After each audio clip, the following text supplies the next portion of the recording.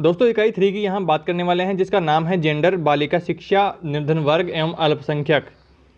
दोस्तों टाइटल से आपको समझ में आ रहा है कि हमें किस किस टॉपिक्स पर बात करनी है। ये यूनिट भी दोस्तों आपका 15 नंबर का होने वाला है। 15 नंबर के क्वेश्चंस यहाँ से पुटअप होंगे, तो जाहिर सी बात है कि आधे क्वेश्चन छोटे 2-4 क्वेश्चन और 2-4 क्वेश्चन बड़े यहाँ से बनने वाले हैं। तो आइए देखते हैं, सारे मोस्ट इंपॉर्टेंट क्वेश्चन हम इस वीडियो में देखेंगे दोस्तों। तो बिना स्किप किए हुए आपको देखना है, हर प्रश्न जो है मोस्ट इंपॉर्टेंट मैंने यहाँ से चूज करे हैं। तो आइए चलते हैं। पहला इंपॉर्टेंट प्रश्न, पितृसत्ता के प्रमुख जो आधार स्तंभ क्या है? पितृसत्ता के मुख्य आधार स्तंभ परिवार, धर्म, जनसंचार के माध्यम और कानून है। महिलाओं की दोहरी स्थिति से आप क्या समझते हैं? इसका राइट आंसर होगा समाज में महिलाओं की दोहरी स्थिति है। वर्तमान में पहले की तरह ही महिलाएं घर का, खेती का, रोजगार का काम करती है तथा परिवार का पालन पोषण भी करती है। संपत्ति के सारे अधिकार पुरुषों के पास रहते हैं। कामकाज जो होते हैं घर के सारे महिलाएं करती है, जबकि संपत्ति का जो सारे अधिकार होते हैं वो पुरुषों के पास होते हैं। तो इस तरह महिलाओं की दोहरी स्थिति है। तो आइए देखते हैं अगला जो इंपॉर्टेंट प्रश्न है, जेंडर पूर्वाग्रहों को शिक्षक कैसे दूर कर सकते हैं? शिक्षक को चाहिए कि विद्यालय में लड़के व लड़कियों को पढ़ाते समय समान व्यवहार करे। शिक्षक शिक्षण करते समय यह न सोचे कि लड़के अधिक बुद्धिमान होते हैं और लड़कियां कम बुद्धिमान होते हैं, मतलब सबके साथ समान व्यवहार करना चाहिए। अगला जो इंपॉर्टेंट प्रश्न है, बालिका शिक्षा से संबंधित कोई 2 चुनौतियां बताइए। पहली चुनौती है अग्रभूमि का कमजोर होना, दूसरी है बालिका विद्यालय और शिक्षिकाएं सर्वत्र उपलब्ध नहीं होना। अगला जो इंपॉर्टेंट प्रश्न है, बच्चों के बाल श्रमिक बन जाने का प्रमुख कारण क्या है? DELED 2018 में क्वेश्चन आया है और बच्चों के बाल श्रमिक बन जाने का प्रमुख कारण है गरीबी। गरीबी के चलते वह स्कूल या विद्यालय में पढ़ नहीं पाते हैं, तो उस वजह से उनको श्रमिक बन जाना पड़ता है। अगला प्रश्न है, अल्पसंख्यक समुदाय से आप क्या तात्पर्य है?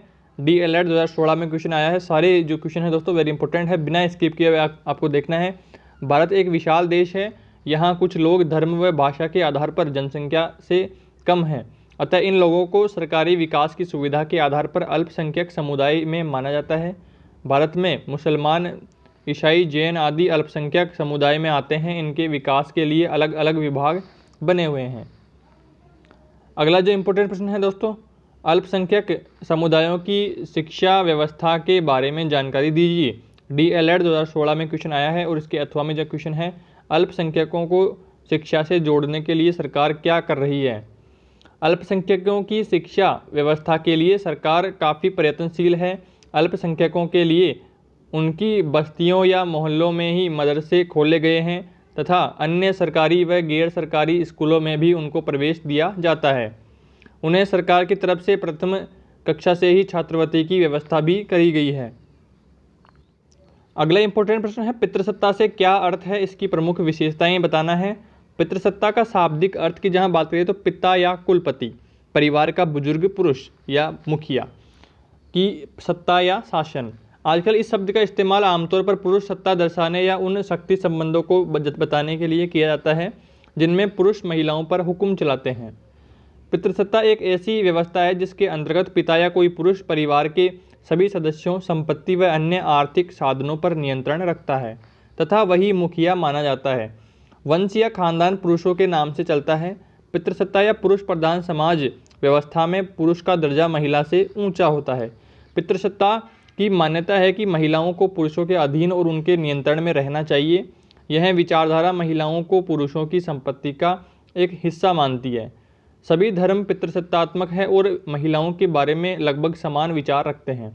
यहाँ तक कि अनेक कानून भी धर्मों के आधार पर होते हैं, जैसे हिंदू कानून, इस्लामी कानून, ईसाई कानून आदि के अंतर्गत विवाह, तलाक, भरण पोषण व संपत्ति के अधिकार आते हैं। महिलाओं और पुरुषों के बीच की गैर बराबरी बचपन से लेकर मरते समय तक साफ नजर आती है। घर परिवार के मामलों में खास तौर पर महिलाओं से संबद्ध मामलों में सरकार के कानूनों से अधिक महत्व सामाजिक नियमों का होता है। पितृसत्तात्मक समाज में अपनी व्यवस्था सुचारू रूप से चलाने के लिए महिला पुरुष और कुछ अधिकार और कर्तव्य दिए हैं। अगला जो इम्पोर्टेंट प्रश्न है, भारतीय समाज में महिलाओं की दोहरी स्थिति का जो उल्लेख करना है, पूरा निबंधात्मक प्रश्न है। आमतौर पर पितृसत्तात्मक समाज में पुरुष सभी महत्वपूर्ण संस्थानों पर हावी रहते हैं, परंतु इसका मतलब यह नहीं है कि पितृसत्ता के तहत महिलाओं के पास कोई ताकत या अधिकार या प्रभाव या संसाधन नहीं होते। दरअसल कोई भी असमान व्यवस्था बगैर दमित लोगों की सहभागिता के नहीं चल सकती। वे लोग ऐसे होते हैं जिन्हें इस व्यवस्था से कुछ फायदे मिलते हैं। यही बात पितृसत्ता पर भी लागू होती है। अनेक स्त्रियां भी महारानी, बेगम और प्रधानमंत्रियों की कुर्सी तक पहुंची है। कभी कभी उन्होंने भी कुछ फायदे और ताकत पाई है, लेकिन इससे व्यवस्था पर पुरुषों का प्रभुत्व समाप्त नहीं हो जाता।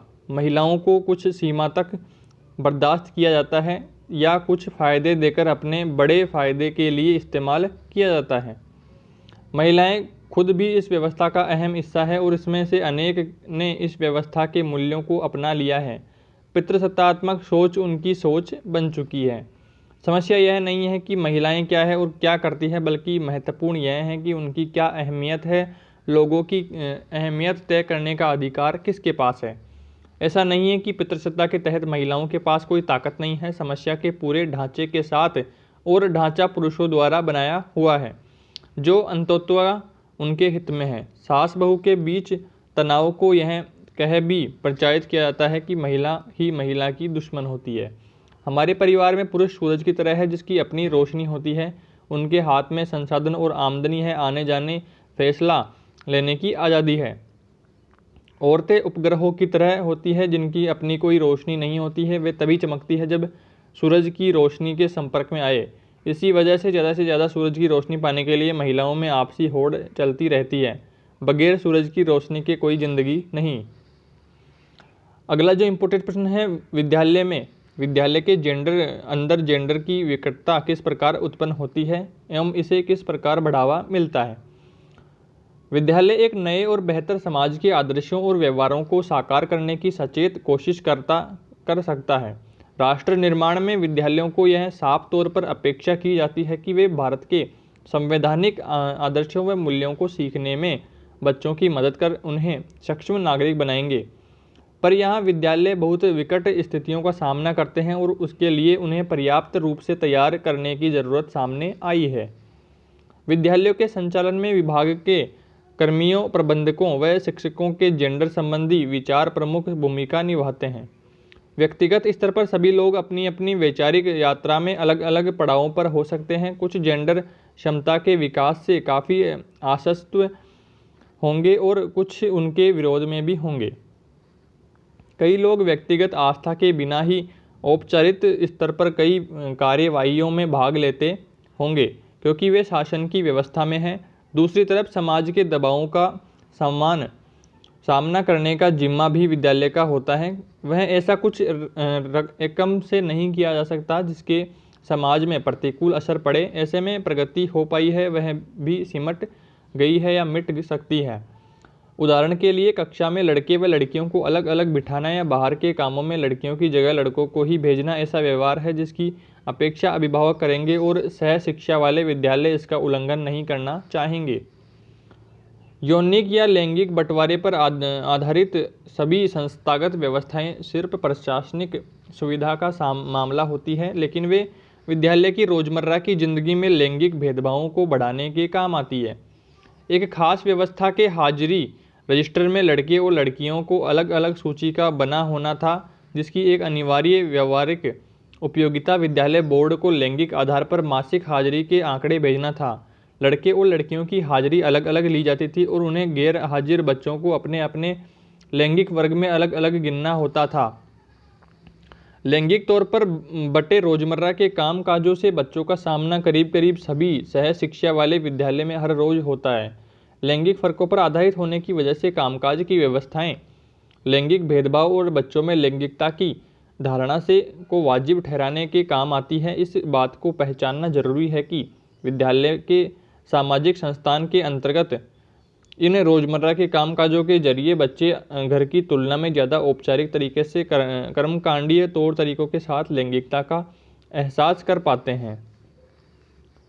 अगला जो इम्पोर्टेंट प्रश्न है, परिवार में होने वाले उन व्यवहारों को चिन्हित करना है जिससे एक शिशु का सामाजिकरण होता है। अथवा में है एक शिशु के सामाजिकरण के दौरान उनके परिवारजनों की भूमिका का वर्णन करना है। तो आइए देखते हैं इसका राइट आंसर क्या है। सामाजिकरण की प्रक्रिया। सामाजिकरण की प्रक्रिया परिवार और समाज द्वारा बच्चे के जन्म के साथ ही शुरू कर दी जाती है। अनेक संस्कृतियों में बेटे के जन्म पर खुशियां मनाई जाती है, जबकि बेटी के जन्म पर उदासी छा जाती है। बेटों को प्यार, बेहतर खानपान, बेहतर देखभाल और इलाज मिलता है। बेटों को प्रोत्साहित किया जाता है, वे ताकतवर, मजबूत और बाहर घूमने फिरने वाले बने, जबकि लड़कियों को शर्मीली और घर में रहने की शिक्षा दी जाती है। ये सभी अंतर जेंडर के अंतर हैं जिन्हें समाज ने बनाया है। हम जानते हैं कि शिशु के जन्म के साथ ही लिंग के आधार पर वह एक खास श्रेणी का हो जाता है, यानी लड़का या लड़की। इसके बाद जिस तरह से उस बच्चे को पुकारा जाएगा, खिलाया पिलाया जाएगा, उसमें फ़र्क होगा। उसके कपड़ों में आगे चलकर उसके लिए नियम कायदे, उसके लिए व्यवहार करने की सीख में अंतर होगा। इस प्रक्रिया को सामाजिकरण कहा जाता है। यहाँ तक कि लड़के और लड़कियों के लिए बोले जाने वाले शब्दों में भी शिशु को स्त्रीयोचित या पुरुषोचित सांचों में डाल दिया जाता है। जैसे यदि कोई लड़का रोता है तो उससे कहा जाता है तुम लड़के हो, इस प्रकार उसे चुप करा दिया जाता है। धीरे धीरे लड़के में रोना नहीं इस गुण की तरह विकसित हो जाता है। रोना लड़कियों के गुणों में शामिल हो जाता है। परिवार का यही व्यवहार किसी शिशु के सामाजिकरण या जेंडर में प्रमुख भूमिका निभाता है। अगला जो इम्पोर्टेंट प्रश्न है, शाला अनुभव के दौरान शाला त्यागी छात्रों को विद्यालय वापस लाने हेतु क्या प्रयास किए जाते हैं। DLED 2019 में दोस्तों क्वेश्चन आया है और इसके अथवा में जो क्वेश्चन बन रहा है, शाला त्यागी छात्रों को शाला में वापस लाने के लिए क्या क्या प्रयास कर सकते हैं। अपने खुद के विचार इसमें प्रकट करने हैं आपको। तो शाला अनुभव के दौरान शाला त्यागी छात्रों को विद्यालय वापस लाने हेतु निम्न प्रयास किए जाते हैं। पहला जो प्रयास है, विद्यालय नए आने वाले छात्रों की समस्या की जानकारी प्राप्त कर उसकी समस्या का समाधान करके छात्रों को वापस लाने का प्रयास किया जाता है। नंबर 2 पर है, शाला न जाने के कारण आर्थिक तंगी होने पर विद्यालय उन विद्यार्थियों के लिए सरकार द्वारा दी जा रही सुविधा देकर छात्रों की मदद विद्यालय संस्था करती है। नंबर 3 पर है, छात्रों के पालकों से मिलकर शिक्षा के महत्व को समझाया जाता है तथा उसके बच्चों के द्वारा सरकार द्वारा ली जाने वाली सीधी परीक्षा में बैठाकर उन्हें विद्यालय में प्रवेश दिया जाता है। नंबर 4 पर है, शाला त्यागी छात्रों के लिए प्रौढ़ शिक्षा केंद्र खोले गए हैं जहां उनके लिए शिक्षा की व्यवस्था है ताकि वे विद्यालय वापस आ सकें। अगला जो इम्पोर्टेंट प्रश्न है, पलायन का बच्चों और उनकी शिक्षा पर क्या प्रभाव पड़ता है। अथवा में है, पलायन से बच्चों की शिक्षा कैसे प्रभावित होती है। तो जब व्यक्ति पलायन करता है कि तब वह अपने पूरे परिवार के साथ पलायन करता है, जिससे उस बच्चों पर उस पलायन का बहुत अधिक प्रभाव पड़ता है। उसमें से कुछ इस प्रकार है। पहला प्रभाव तो उनकी शिक्षा पर पड़ता है। जब कोई बच्चा अपने परिवार के साथ पलायन करता है तो उसकी शिक्षा पर बहुत गहरा प्रभाव पड़ता है। वह अपना राज्य छोड़ या अपना स्थान छोड़कर दूसरे परिवेश में जाता है तो शिक्षा ग्रहण करने में उसे समस्या होती है। नई जगह पर उसे भाषा पाठ्यक्रम की समस्या सामने आती है और उसे नए परिवेश की शिक्षा व्यवस्था के साथ संघर्ष करना पड़ता है, जिससे उसकी शैक्षणिक उपलब्धि पर प्रभाव पड़ता है। नंबर 2 पर है, बच्चे के स्वास्थ्य पर प्रभाव।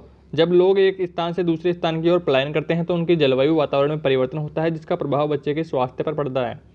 स्वास्थ्य ठीक नहीं होगा तो शिक्षा ग्रहण करने में भी समस्याएं उत्पन्न होंगी।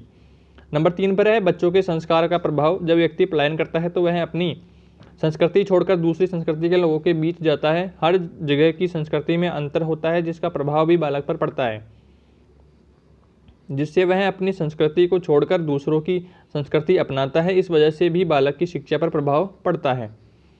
नंबर 4 पर है, बच्चों की एकाग्रता में कमी। पलायन के कारण जब लोग एक जगह से दूसरी जगह चले जाते हैं तो बच्चों में भाषा, संस्कृति, वातावरण, शिक्षा, रहन सहन आदि प्रकार के परिवर्तन हो जाते हैं, जिसके कारण उनकी एकाग्रता भंग हो जाती है, जिसका प्रभाव उनकी शिक्षा पर पड़ता है। अगला जो मोस्ट इंपोर्टेंट क्वेश्चन है दोस्तों, बाल श्रमिकों के लिए शिक्षा उपलब्ध कराने में समुदाय किस प्रकार सहयोग कर सकता है। DLED 2019 में क्वेश्चन आया हुआ है और बाल श्रमिक शिक्षा के समुदाय निम्न प्रकार से मदद कर सकता है। पहली जो मदद है, समुदाय जो स्वयं बालकों को से काम न लेकर उन्हें शिक्षा के लिए प्रेरित करना चाहिए। नंबर 2 पर है, समुदाय के लोगों को आर्थिक रूप से कमजोर बालकों के बच्चों को आर्थिक मदद देकर शिक्षा दिलाने में मदद करना चाहिए। नंबर 3 पर है, अशिक्षित पालकों को शिक्षा की महत्ता बताकर समुदाय उनके बच्चों को स्कूल भेजने के लिए प्रेरित करे तथा बाल श्रम से क्या नुकसान है बताएं। नंबर 4 पर है, बाल श्रमिकों को ढूंढकर श्रम कराने वालों से छुटकारा दिलाकर उन्हें शिक्षा प्राप्त करने में मदद करें। नंबर 5 पर है समुदाय के लोगों को अशिक्षित गरीब बालकों को सरकार के द्वारा प्राप्त होने वाली सहायता के बारे में बताकर श्रमिक बालकों को शिक्षा में मिलने वाली सहायता दिलानी चाहिए। अगला प्रश्न है प्रवासी बच्चों के लिए शिक्षा की व्यवस्था कैसी होनी चाहिए। अथवा में है प्रवासी बच्चों के लिए क्या शिक्षा व्यवस्था की जा सकती है। तो पहली है सरकार की व्यवस्था। हमारी सरकार को प्रवासी बच्चों के लिए ऐसी शिक्षा व्यवस्था करनी चाहिए कि जो प्रवासी बच्चों को अपनी पुराने परिवेश के हिसाब से शिक्षा दी जाए। नंबर 2 पर है छात्रावास की व्यवस्था। सरकार को प्रवासी बच्चों के लिए उनके अपने जगह पर छात्रावास की व्यवस्था करके उन्हें शिक्षा देने का प्रयास करना चाहिए। नंबर 3 पर है रोजगार शिक्षा, रोजगार तथा आर्थिक व्यवस्था में सुधार। सरकार को पलायन को रोकने के लिए अपने राज्य में शिक्षा, रोजगार तथा आर्थिक व्यवस्था में काफ़ी सुधार लाना चाहिए। शिक्षा, रोजगार तथा आर्थिक व्यवस्था में सुधार लाकर ही हम पलायन रोक सकते हैं। नंबर 4 पर है राष्ट्रीय स्तर के कोर्स में समानता। सरकार को चाहिए कि राष्ट्रीय स्तर पर एक ही प्रकार का कोर्स चलाए ताकि प्रवासी बच्चे अपने पहले परिवेश की तरह दूसरे क्षेत्र में भी आज़ादी के साथ अपनी शिक्षा पूरी कर सके। नंबर 5 पर है दूरस्थ तथा पत्राचार माध्यम को बढ़ावा। सरकार को दूरस्थ तथा पत्राचार के द्वारा प्राप्त की जाने वाली शिक्षा को बढ़ावा देना चाहिए जिससे प्रवासी बच्चे अपनी शिक्षा पूरी कर सकें। अगला प्रश्न है स्त्रियों की विशिष्ट समस्याओं का उल्लेख करना है। DELED 19 में क्वेश्चन आया हुआ है। स्त्रियों की समस्या का मसला भेदभाव का है। इस दृष्टि से पूरे विश्व की स्त्रियों के सामने कुछ समस्याएं आती हैं जो सभी पर लागू होती हैं। इसके अलावा भी हमारे देश की स्त्रियों की समस्याएं कुछ विशेष हैं। दहेज प्रथा के कारण स्त्रियों के माता पिता, नातेदारों और स्वयं स्त्रियों को जो अवमानना, उत्पीड़न और यातना उठानी पड़ती है वह संसार की अन्य स्त्रियों को नहीं उठानी पड़ती। इसी प्रकार स्त्रियों के साथ जो अत्याचार व मारपीट होती है वह इस देश की ही बुराई है। हिंदू समाज अपनी सोपानिक व्यवस्था में स्त्रियों को उच्च शिक्षा नहीं देता। प्राचीन काल में स्त्री व पुरुष में कोई भेदभाव नहीं था। स्त्रियों के लिए पढ़ाने लिखने के लिए दरवाजे खुले थे, लेकिन समय की करवट के साथ स्त्रियां पर्दे के पीछे आ गई। पति उसका परमेश्वर हो गया और सोपानिक व्यवस्था में वह निम्न स्तर पर आ गई। आज समय में जो कुछ भी उसकी पहचान है वह उसके पिता, पति और पुत्र के कारण है। वह अपने स्वयं में कोई हस्ताक्षर नहीं है। अगला इम्पोर्टेंट प्रश्न है अल्पसंख्यकों को शिक्षा से जोड़ने के लिए कौन कौन से प्रयास किए जाने चाहिए। तो पहला प्रयास है अल्पसंख्यकों को शिक्षा से जोड़ने के लिए ज़रूरी है कि उनके साथ समानता का व्यवहार हो। समानता संबंधी कानूनों पर कठोरता से अमल किया जाए ताकि किसी के साथ पक्षपात ना हो। और दूसरी जो विशेष प्रयास करना चाहिए, अल्पसंख्यकों को शिक्षा से जोड़ने के लिए उन्हें विशेष प्रोत्साहन देना होगा और उनकी विशिष्टताओं को सुरक्षित रखने के लिए विशेष कदम उठाने होंगे। केवल समानता का व्यवहार पर्याप्त नहीं है। तो दोस्तों ये थे सारे जो मोस्ट इंपोर्टेंट क्वेश्चन हमने अभी देखे हैं। इनसे बाहर आपका कोई प्रश्न नहीं होगा। वीडियो को लाइक कर दें, शेयर कर दें और चैनल को सब्सक्राइब जरूर करें। दोस्तों हमारे चैनल पर BSTC से रिलेटेड हर प्रकार की जो अपडेट्स है वो सबसे पहले प्रोवाइड करवाई जाती है, तो आप चैनल को सब्सक्राइब जरूर करें।